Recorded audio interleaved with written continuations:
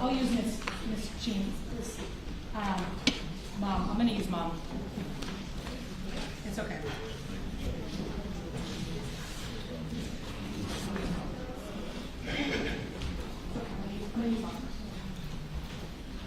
And Judge, so for the limited purposes, if you don't mind, I'll just have Miss Jean stand here.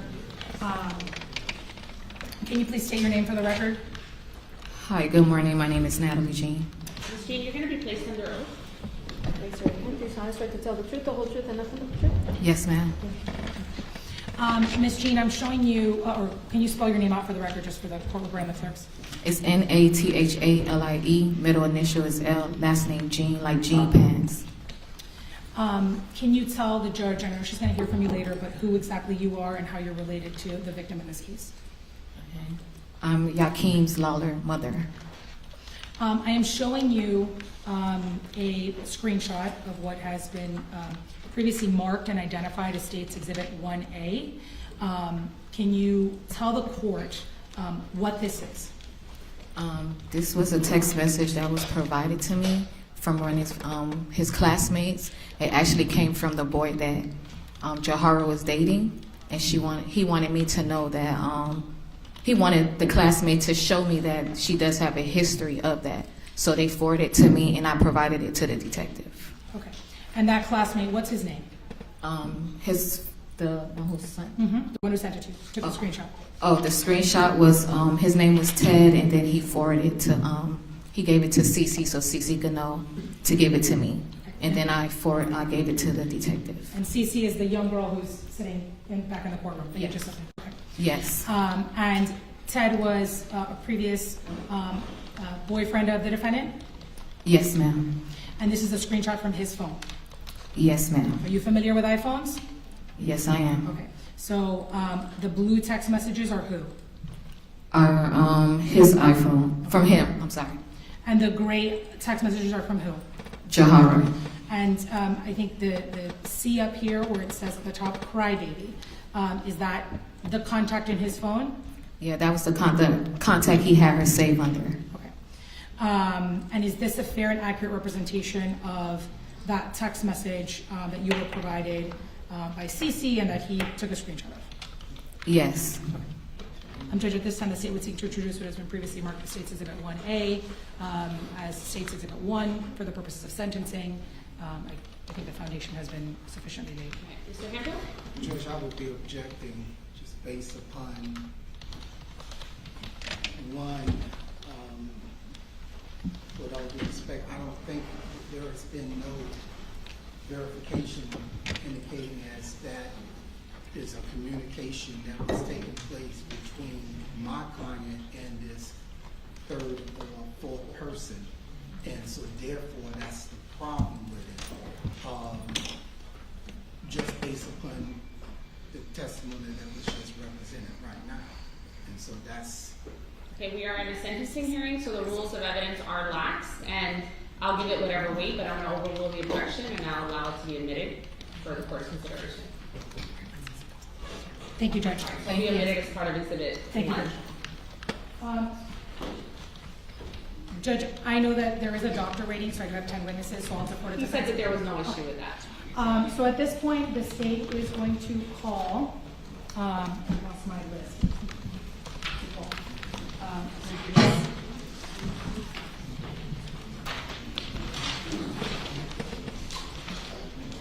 Sorry, I put my list somewhere. Oh, here we go, sorry. I believe the first person that wants to speak on behalf of the family is Ms. Eldrina Bynum.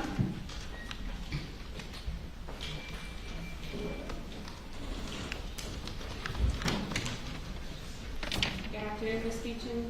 Please come forward. You're going to be placed under oath. Please raise your right hand. Do you solemnly swear to tell the truth, the whole truth, and nothing but the truth? I do. Thank you. Good afternoon. Whenever you're ready, okay? Yes, ma'am.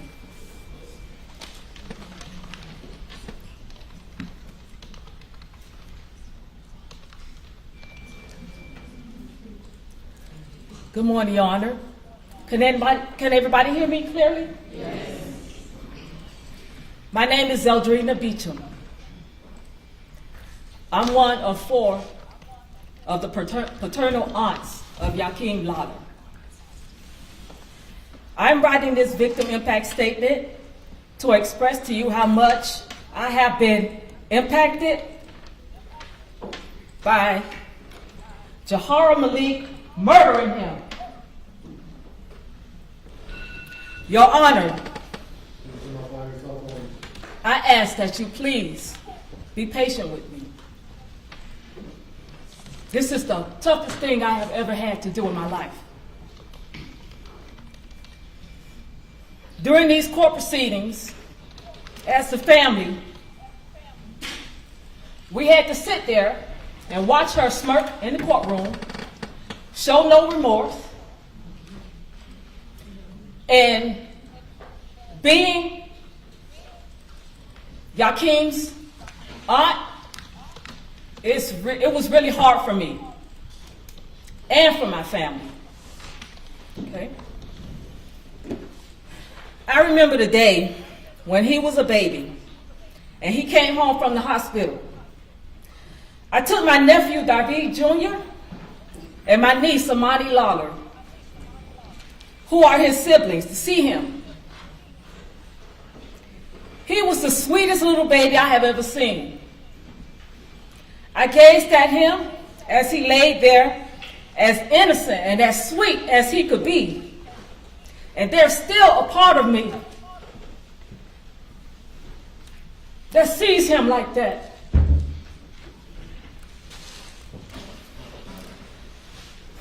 Kahim, as we affectionately call him, Chemo, as we affectionately call him, has always been a bright light in our family. Even during the dark times when we experienced great losses of the people we loved in our family. He was a jokester. He always brought levity to whatever negative situation we had in our family. He was the one that you could always, he gonna make you laugh, regardless of the situation. He made me so proud to be his aunt, not just because he was an excellent student athlete, but because he was a very loving and thoughtful and caring type of person. He always thought of others and cared about their well-being, even going out of his way to share clothing and shoes with his friends who were less fortunate. I remember when my auntie Elena had this family function at her house commemorating the life of my deceased mother, who passed away on June 15, 2021. So this was 3 years after her passing. We were at the function celebrating, just in her memory. My brothers were grilling on the charcoal grill, chicken and barbecue ribs, while our favorite music was pumping through the speakers.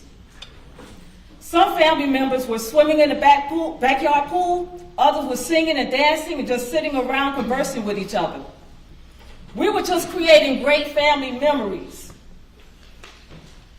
He was there mixing it up with the family and eating and laughing and having a great time. When I was leaving the function, he called out my name. When I turned around, he screamed out to me, telling me goodbye. He had a big smile on his face. I'll never forget that. I was thinking to myself, my nephew is not a baby anymore. He's a growing young man. I smiled back at him, but inside I was crying, knowing that he would have to go out into this cruel, cruel world and create a life for himself. He used to come with his father, who was my brother, and help me put up hurricane shutters at my house whenever a storm was looming. He used to come with his father to help me out in the backyard with my vegetable garden. He was always around to help me with whatever I was doing. The older I get, the loss of that physical assistance that he offered to me is missed. I used to say to him, nephew, when I'm a little old lady sitting on the bus stop in the hot sun, and you drive by in your expensive new car, please pick me up and give me a ride home. And he said, he would laugh, and he would say, Auntie, I would never let you sit on the bus stop and not take you home. And that was him. He cared for people. He loved people. Then I would say, okay, baby. He would then smile and continue whatever mischief he was engaging in. Now, because of Jahara Malik's actions, I must go through life knowing that I will never see the full potential of what he could have been in his life. I won't get phone calls from him excitedly telling me things about his future plans for his life. I won't be able to give him advice about whatever's going on in his life. I will never have a chance to see him graduate from high school, college. He wanted to be a stockbroker, and he was on his way. I won't ever see him create a family of his own or accomplish the many milestones of his life that he was going to accomplish because he was just that awesome. He will never be able to go on another camping trip with me. He will never be there again to help me put those heavy hurricane shutters up on my windows whenever we're getting a hurricane.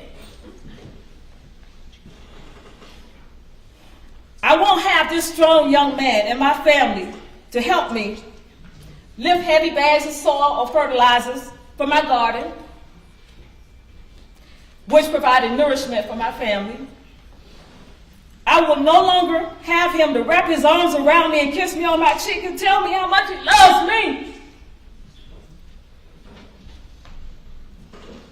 As his aunt, I will no longer be able to reach into my bag and place a piece of candy or a $20 bill in his hand so that he could get himself some sweet treats or chicken wings and fries like he liked. I will no longer be able to tell him how proud I am of him, of being the person that he has become, and how much of an asset he is to our family. My son will not have him as a speaker at my funeral. He will not be there to console my son when my life is over. I will no longer be able to look at his fresh new haircut, and tell him that he looks so handsome. And those girls better watch out, because he's be standing there smiling and blushing and telling me, oh, Auntie, come on. You're doing too much, Auntie. No longer having him in my life leaves a hole in my heart and a deficit in my life that could never be filled. I'm gingerly moving through this life like I am living in the twilight zone, literally. Because not in my wildest dreams did I think that my nephew, being such the good person that he was, would be murdered like this. This world to me right now is really upside down. In all my years of life, nothing has shaken me to the core like this has. And believe me, I've suffered great losses in my life. I really expected my nephew to be looking down inside of my casket instead of me looking down in his casket.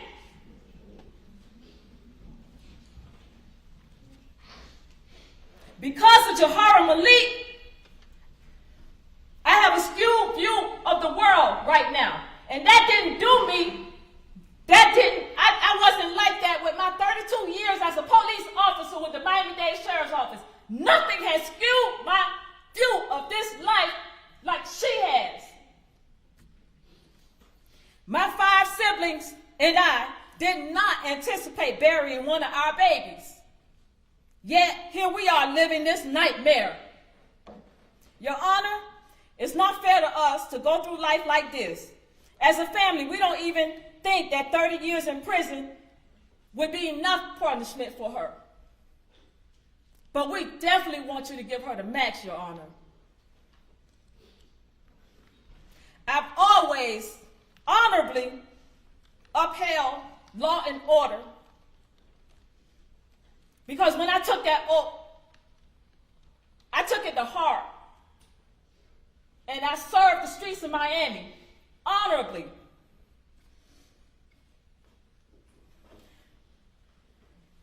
Your Honor, I would like to see justice. I would like to see the justice system working my favor and my family's favor. I have given so much, and I just ask for the maximum, at least for my sacrifices that I've made.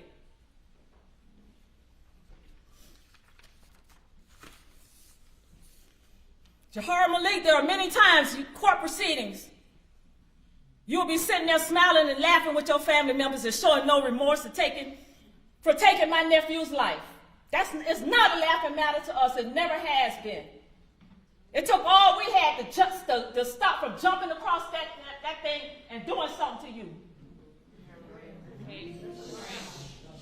It will always be a fact that you are a murderer. You are a demon seed that your parents brought into this world to bring suffering on everybody else. Shame on them. When you go to prison, your life will be controlled by the prison guards and the inmates. Your dignity will be taken away from you. You will have to shower and urinate and defecate in front of other inmates. You'll probably get beat up because of your slick mouth and your attitude.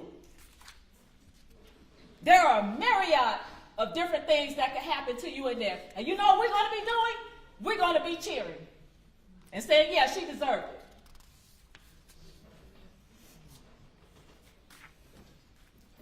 If you want somebody to feel sorry for you or to forgive you for what you have done, get somebody else to do it.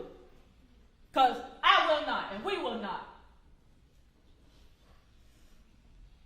If you was to go to hell, I wouldn't spit on you to put you out. I hope the thoughts of him screaming for help permeates in that smooth surface brain of yours, and the smell of the blood that you shed from my nephew's young body haunts you while you sleep and while you're wide awake for the rest of your life. Your Honor, I apologize if I offended you, and that's the only person who I care about offending. And if I did that, I really apologize to you for that. I'm telling you, Your Honor, this thing has really devastated me, and I apologize.